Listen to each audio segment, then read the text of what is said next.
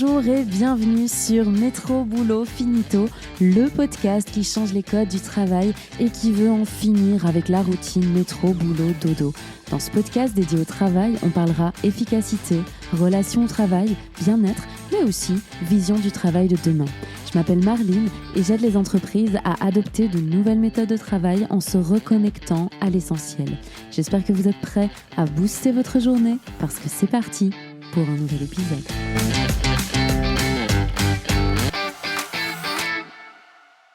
Bonjour. Tiens, aujourd'hui, j'ai envie de savoir, est-ce que vous vous sentez débordé ? Est-ce que vous avez 237 mails non lus dans votre boîte de réception ? Est-ce que votre to-do list est plus longue qu'un ticket de caisse après un passage chez Ikea ? Est-ce que vous venez de caler une réunion à 18h alors que vous aviez dit « Aujourd'hui, je pars tôt » avec toutes vos bonnes résolutions ? Bref, vous l'aurez compris, aujourd'hui, l'idée, c'est de se dire « Tiens, est-ce que je sens que je cours après le temps ?» Et surtout, de faire un petit récap des raisons qui peuvent nous donner l'impression qu'on est tout le temps en train de courir après le temps et qu'on est débordé. Avant qu'on voit ça ensemble, petite dédicace traditionnelle à Julie cette semaine qui nous donne un petit partage d'expérience par rapport à l'épisode sur les notifications en disant que les notifications ne sont pas toutes désactivées sur mon téléphone, mais quand je dois me concentrer, je le mets dans mon sac pour ne pas être dérangée. Mais je vais penser à les désactiver complètement. Merci Julie pour ce petit feedback. Effectivement, le tips de mettre son téléphone dans son sac, c'est une bonne idée. Désactiver les notifications complètement, c'est encore mieux. Donc j'espère que tu l'as fait depuis. Et puis nous, il est temps, je pense qu'il est temps, là, après 1 minute 30 de début d'épisode, qu'on rentre dans le vif du sujet. Je ne sais pas ce que vous en pensez. Donc ce que j'avais envie de faire aujourd'hui avec vous, c'est un épisode un peu récap entre guillemets. J'aime bien en général me pencher sur une thématique bien spécifique et aller la voir un peu en profondeur, vous donner des tips sur cette thématique. Ici, j'avais envie d'être un peu général et de se dire tiens, quels sont les grands facteurs, quelles sont les grandes raisons qui peuvent expliquer qu'on se sent débordé ou qu'on a l'impression qu'on est débordé ? Alors, on en a déjà abordé certaines de manière plus ou moins spécifique en fonction des épisodes, mais ici, j'avais vraiment envie de vous dire, ok, c'est quoi les 5 grandes raisons qui font qu'on se sent débordé ? La première raison, c'est vraiment cette question de la charge de travail.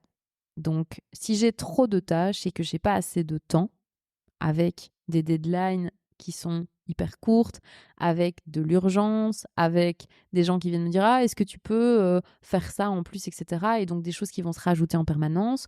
Donc là, au niveau de ma charge de travail, si j'ai une charge de travail qui est hyper importante et que j'ai pas assez de temps, là, je vais avoir la sensation de courir après le temps et d'être débordée. Donc la charge de travail par rapport au temps de travail que vous avez, c'est un premier facteur qui peut expliquer qu'on se sent débordé.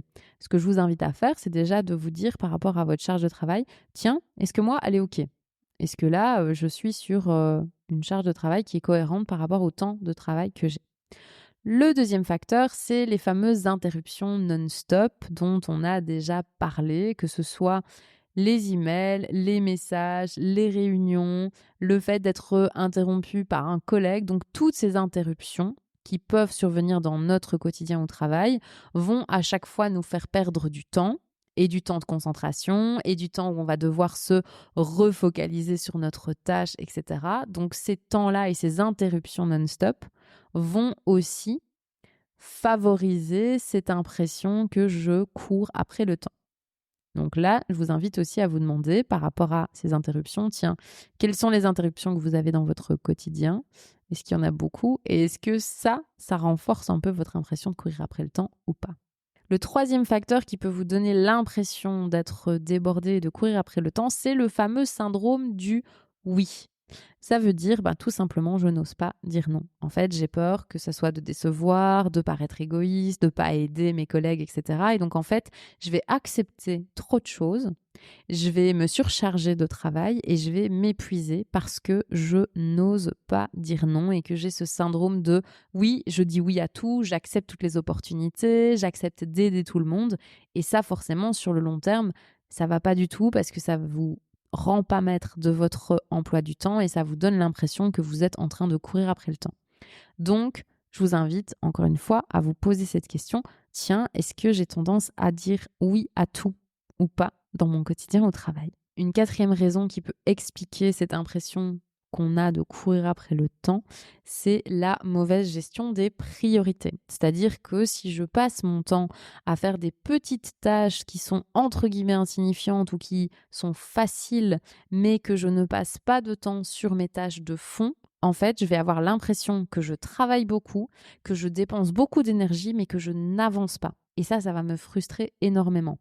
Mais en fait, parfois, c'est simplement le fait que on ne met pas les priorités aux bons endroits et on va préférer faire 1000 petites choses, mais qui vont pas vraiment nous faire avancer dans notre travail plutôt que d'avancer sur tel projet qui, lui, va vraiment apporter un changement dans notre quotidien au travail.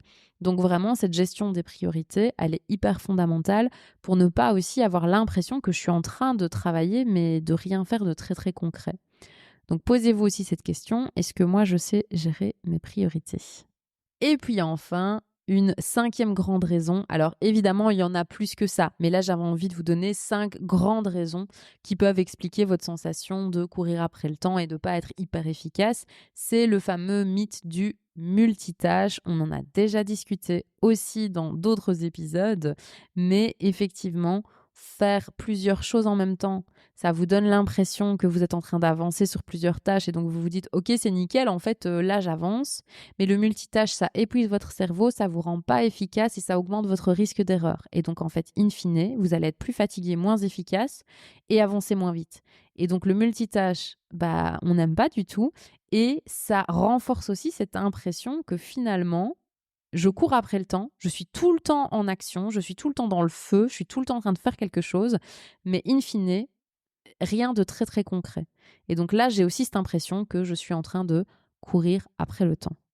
Alors face à ces différentes raisons qui favorisent l'impression que vous avez d'être débordé et de courir après le temps, qu'est-ce qu'on peut mettre en place? Premièrement, si vous avez trop de tâches et pas assez de temps, c'est de réduire votre charge de travail en apprenant à supprimer certaines tâches, à les déléguer ou à se dire comment est-ce que je peux les automatiser.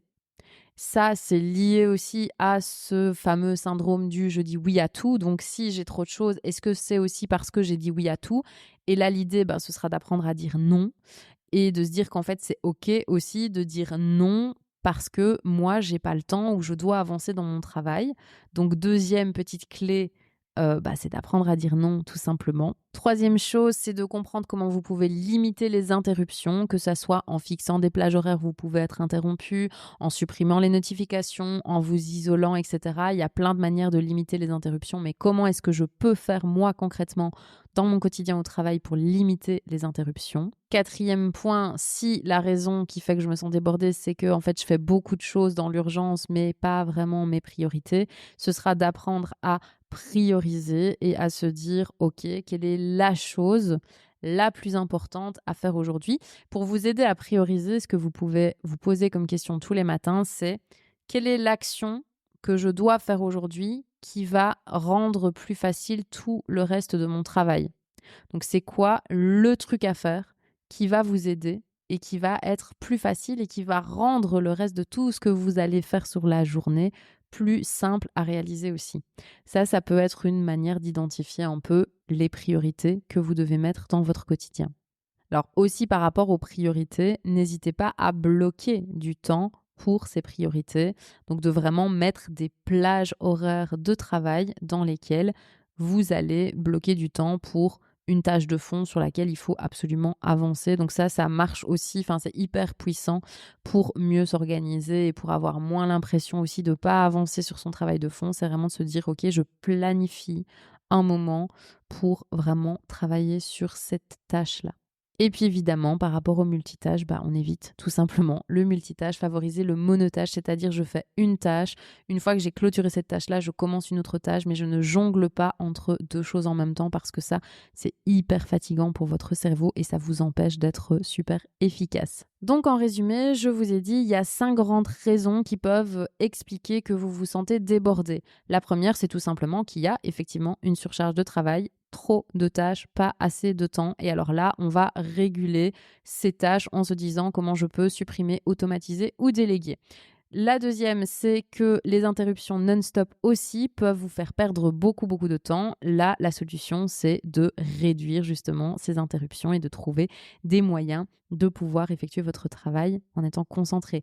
Troisième raison, je vous ai dit, c'est le fameux syndrome du oui à tout, c'est-à-dire je n'ose pas dire non. Bah là, on ose dire non, c'est ça la solution pour pouvoir mettre en priorité ses tâches et son planning. Quatrième raison, qui peut expliquer qu'on se sent débordé, je vous ai dit, c'est la mauvaise gestion des priorités. Et là, ce qui sera hyper fondamental, c'est d'apprendre à prioriser vos tâches en fonction de l'importance qu'elles ont et aussi de l'urgence. Et puis enfin, je vous ai dit, le multitâche peut aussi vous donner l'impression de vous sentir débordé. Et à ce moment-là, la solution, c'est d'éviter le multitâche. On fait une tâche après l'autre et une fois qu'on a terminé une tâche, on commence la suivante et on ne jongle pas entre les tâches. C'est le meilleur service que vous pouvez rendre à votre cerveau. Facile à dire, Marline, un peu moins à faire, je sais. Et d'ailleurs, si vous vous sentez un peu perdu par rapport à ça et que vous ne voyez pas comment vous pouvez mettre en place ces choses-là de manière durable dans votre quotidien, moi, c'est la raison aussi pour laquelle j'ai lancé la Mayeko Academy, donc ce programme de formation 100% digital qui va vous aider à comprendre les grands piliers de votre efficacité pour pouvoir maximiser cette efficacité tout en préservant aussi votre santé et en comprenant comment vous pouvez faire non pas toujours plus, mais toujours mieux. C'est ça l'important. Donc, si jamais vous voulez en discuter et voir un petit peu, tiens, comment ce programme peut vous aider aussi dans votre quotidien, n'hésitez pas non plus à m'envoyer un message.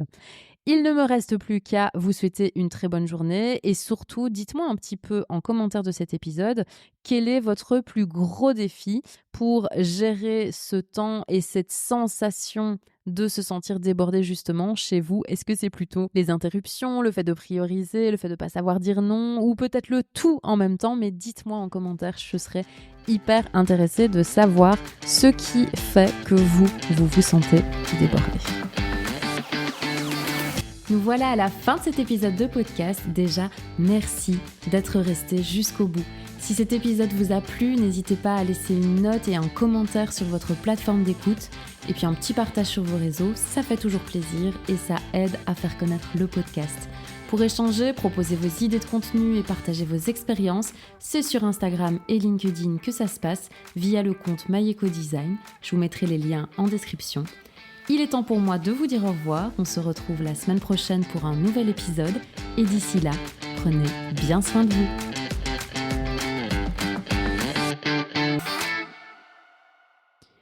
Oui, je suis encore là, comme d'hab.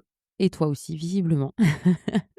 Donc merci d'être resté jusqu'au bout. Et cette semaine, je te donne pas non plus la thématique de la semaine prochaine. Voilà, je vais faire des surprises. Comme ça, tu ne sais plus à quelle fin d'épisode tu vas avoir la thématique ou une autre surprise. Je te surprends comme ça. J'aime bien essayer de te surprendre un petit peu chaque semaine.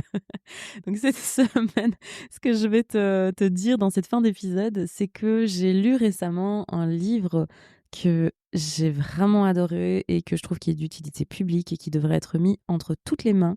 En plus, c'est un tout petit livre, il coûte 5 €, c'est 100 pages, tu le lis en 2 heures et ça s'appelle Résister de Salomé Saké, qui est une journaliste. Si tu connais pas Salomé Saké, je t'invite déjà à aller voir un petit peu son travail parce que je trouve qu'elle est vraiment très très pertinente et qu'elle soulève beaucoup de questions et d'enjeux, notamment sur la place du journaliste aussi dans la société actuelle. Donc c'est hyper intéressant et je t'invite à découvrir et surtout vraiment si tu as un peu de temps devant toi, c'est-à-dire 2 heures, prends ces 2 heures pour lire ce petit livre Résister. Il est hyper intéressant. À la semaine prochaine.